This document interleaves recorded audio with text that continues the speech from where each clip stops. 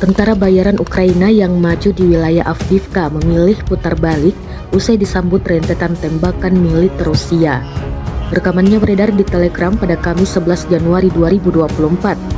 Tampak sejumlah tentara berseragam lengkap berada di atas kendaraan lapis baja. Dua kendaraan militer lainnya tampak mengiringi, namun belum jauh melaju. Mendadak tentara Ukraina disambut rentetan tembakan artileri Rusia. Akibatnya, mereka disebut memilih putar balik ke posisi semula. Tak ada korban jiwa maupun kerusakan dalam tembakan artileri Rusia kali ini. Dalam keterangan unggahan disebutkan, pasukan khusus tentara bayaran Ukraina mencoba maju ke dekat Avdiivka, tetapi disambut dengan tembakan dan berakhir mundur. Rekamannya pun kini telah menuai berbagai komentar dari warganet.